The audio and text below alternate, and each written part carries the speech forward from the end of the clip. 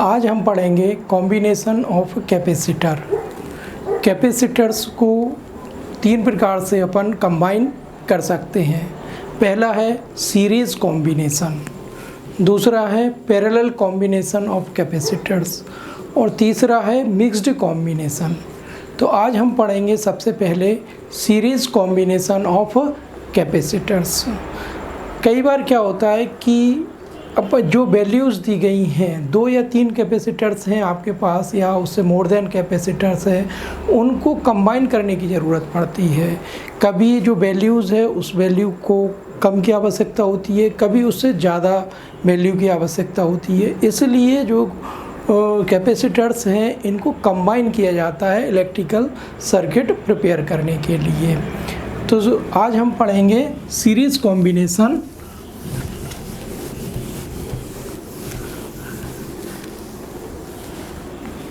मान लीजिए कि एक कैपेसिटर है, एक कैपेसिटर C1, ये इसकी फर्स्ट प्लेट है और ये इसकी सेकंड प्लेट है, और ये दूसरा कैपेसिटर है C2, ये इसकी फर्स्ट प्लेट, ये सेकंड प्लेट, और ये तीसरा कैपेसिटर है। तो there are 3 capacitor, first capacitor, second capacitor और थर्ड कैपेसिटर। ये first plate, second plate, first plate, second plate, first plate, second plate. अब क्या करते हैं अपन, जो first plate of second capacitor इसको कर देंगे कनेक्ट विद फर्स्ट प्लेट, यानी सेकंड कैपेसिटर की जो फर्स्ट प्लेट है इसको फर्स्ट कैपेसिटर की सेकंड प्लेट से ज्वाइन कर दिया। थर्ड कैपेसिटर की जो फर्स्ट प्लेट है इसको सेकंड कैपेसिटर की सेकंड प्लेट से कनेक्ट कर दिया। और जो लास्ट कैपेसिटर है, इस केस में थर्ड कैपेसिटर लास्ट कैपेसिटर है, इसकी सेकंड प्लेट को ग्राउंडेड कर दिया। ये A पॉइंट है, ये B पॉइंट, ये C पॉइंट और ये D पॉइंट। तो इस तरीके का जो कॉम्बिनेशन है, इस कॉम्बिनेशन को कहेंगे सीरीज़ कॉम्बिनेशन।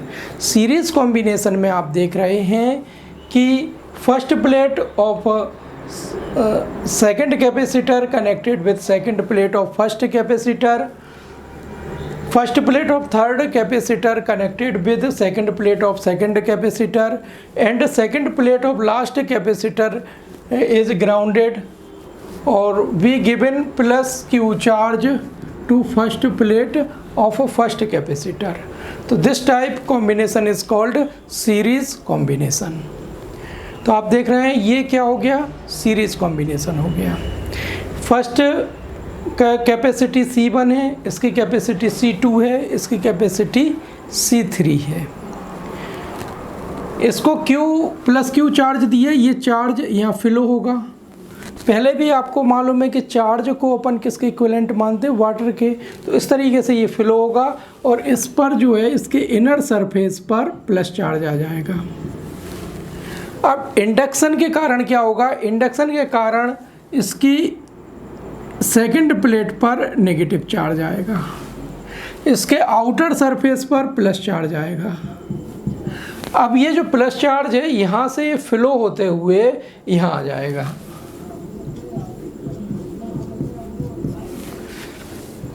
यहाँ से ये हट के यहाँ पर आ गया। अब फिर अगेन ड्यू टू इंडक्शन यह नेगेटिव चार्ज आ जाएगा और इसके इस तरफ प्लस चार्ज आएगा। ये प्लस चार्ज यहाँ फ्लो होगा और यहाँ पर आ जाएगा ये प्लस चार्ज।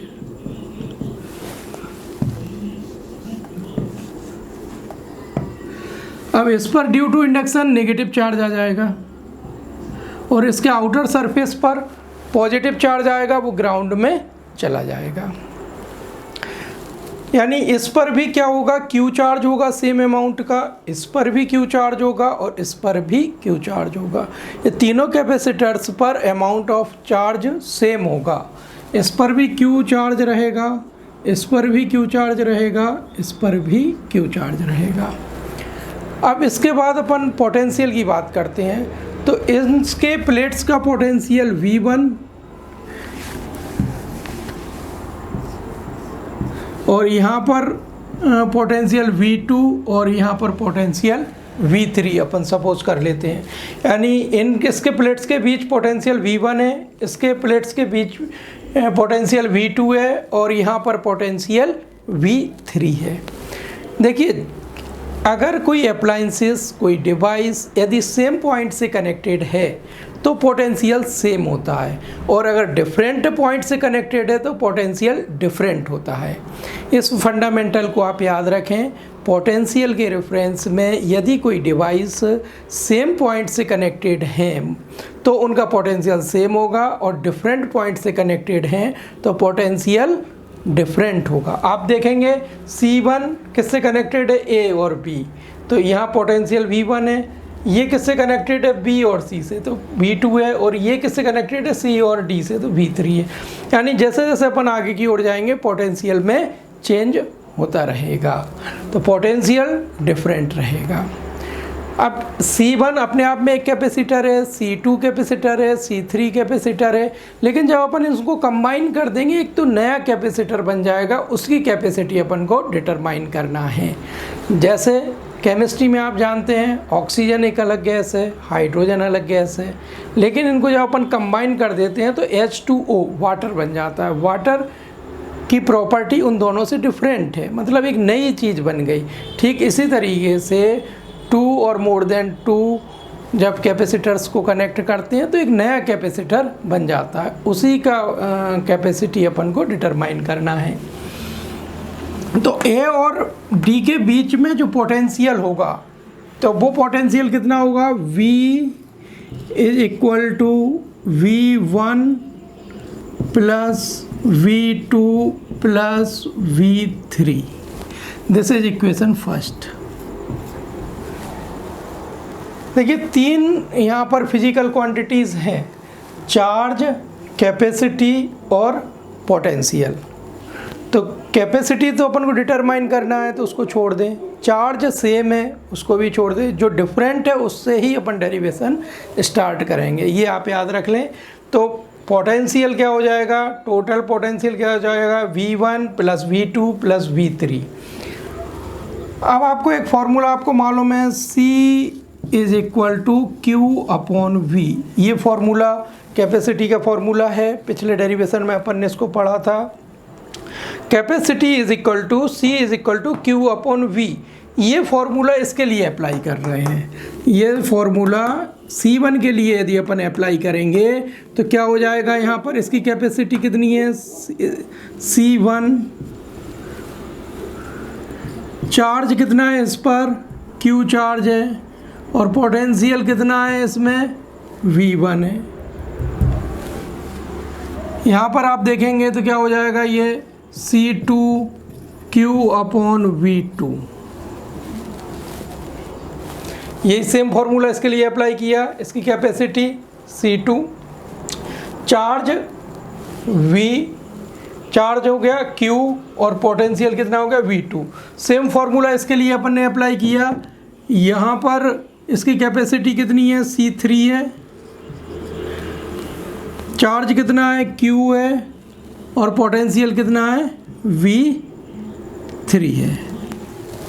तो इसको क्या लिख सकते हैं, ये V1 को यहाँ लाएंगे, C को इधर ले जाएंगे तो क्या हो जाएगा, V1 is equal to Q upon C1।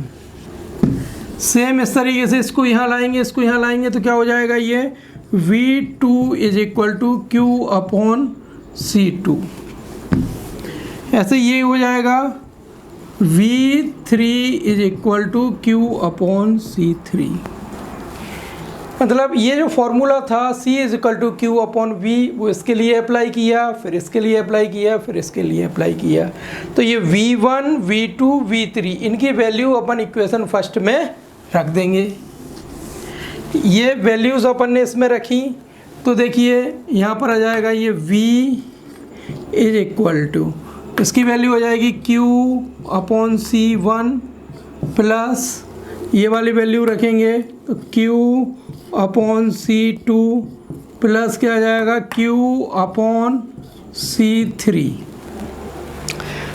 V1 V2 V3 इनकी वैल्यूज़ यहाँ पर रख दी, ये वाला फॉर्मूला आ गया। अब Q तीनों में कॉमन है, Q तीनों में कॉमन है, Q कॉमन ले लेंगे।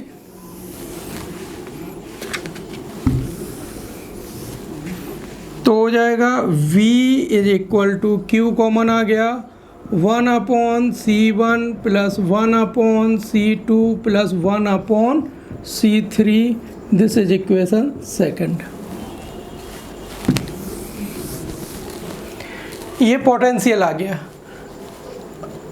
अब ये तीनों को अपन ने जब कंबाइन किया तो अपन सपोज कर सकते हैं इसके इक्विवेलेंट एक कैपेसिटर है C, इसके इक्विवेलेंट एक कैपेसिटर मान लेते हैं। ठीक उसी तरीके से जैसे हमने आपको बताया कि कार्बन और ऑक्सीजन, कार्बन एक अलग चीज़ है, ऑक्सीजन अलग है, जब कंबाइन होकर CO2 बनाते हैं तो एक तीसरी नई चीज़ बन जाती है। ठीक इसी तरीके से ये C1 अपने आप में एक अलग कैपेसिटर है, C2 अपने आप में एक अलग कैपेसिटर है, C3 अपने आप में अलग कैपेसिटर है। इनकी वैल्यू अलग अलग है, लेकिन जब इनको अपन कंबाइन कर देंगे तो एक नया कैपेसिटर बन जाएगा। उसकी कैपेसिटी अपन मान लेते हैं कितनी है, C है। चार्ज वही रहेगा, कितना है, V है। चार्ज कितना है, Q है। चार्ज मान लीजिए Q है और पोटेंशियल V है। तो वो वाला फॉर्मूला अपन लगाएंगे, C is equal to Q/V। तो इस जो कंबाइन एक तरीके से कैपेसिटर को अपन इमेजिन कर रहे हैं, वो कंबाइन कैपेसिटर की कैपेसिटी C है, चार्ज अपन ने Q दिया है, पोटेंशियल V है। तो इससे इसको यहाँ लाएंगे V को और C को इधर ले जाएंगे तो क्या हो जाएगा, V is equal to Q/C। This is equation third. आप देखेंगे इक्वेशन सेकंड भी V के इक्वल है, इक्वेशन थर्ड भी V के इक्वल है, तो ये आपस में भी इक्वल होंगे। ये भी V के इक्वल है, ये भी V के इक्वल है, तो ये आपस में इक्वल होंगे। तो from equation first and second क्या हो जाएगा, Q/C is equal to Q 1/C1 1/C2 1/C3। ये Q से Q कैंसल, तो फाइनल फॉर्मूला आ जाएगा 1/C is equal to 1/C1 plus 1/C2 plus 1/C3।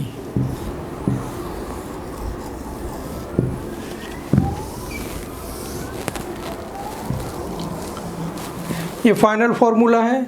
जब कैपेसिटर्स को सीरीज़ कॉम्बिनेशन में कनेक्ट करेंगे तो combine capacity 1/C is equal to 1/C1 plus 1/C2 plus 1/C3। यदि और भी कैपेसिटर अपन ने कंबाइन किए हैं तो आगे आ जाएगा 1/C4 plus 1/C5 and so on. देखिए इस कॉम्बिनेशन को कब अपन को यूज करना चाहिए, जब अपन को कम कैपेसिटी की आवश्यकता हो। इसकी जो कैपेसिटी है वो इसमें जितने भी कैपेसिटर्स हैं सबसे कम हैं। इसको एक एग्जांपल से समझ लेंगे। सीरीज़ कॉम्बिनेशन में जो कैपेसिटी आएगी वो सबसे कम होगी, इसमें जो सबसे कम वैल्यू वाला कैपेसिटर है उससे भी कम होगी।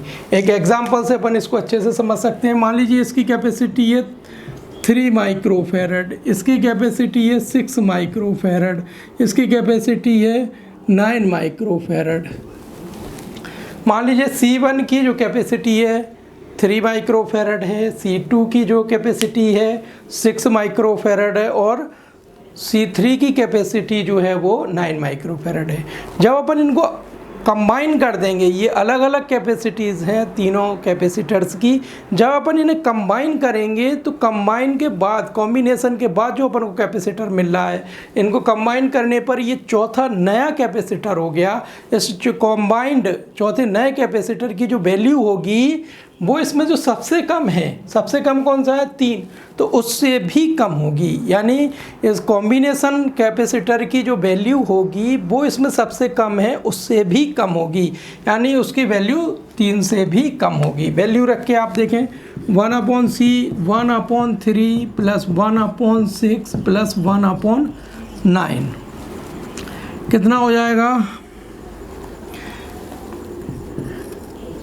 18 एलसीएम आ गया,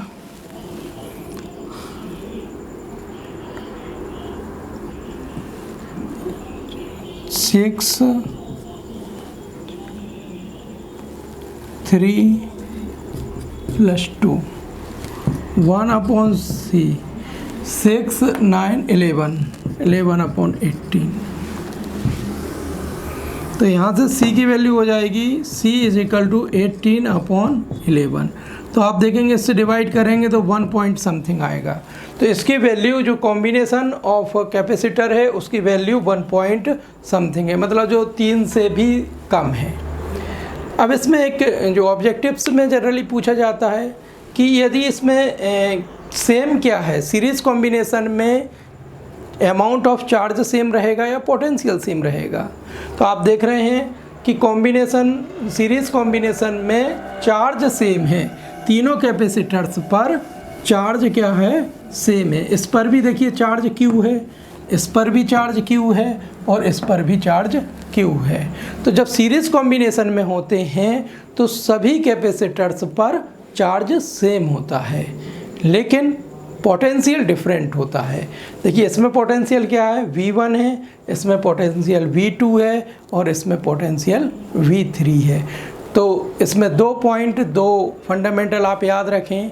जब भी अपन को कम वैल्यू की आवश्यकता होती है तो कैपेसिटर्स को सीरीज़ कॉम्बिनेशन में कनेक्ट करते हैं और इसमें सभी कैपेसिटर्स पर चार्ज सेम रहता है, पोटेंशियल डिफरेंट होता है। तो ये अपन ने देखा आज सीरीज़ कॉम्बिनेशन ऑफ कैपेसिटर्स।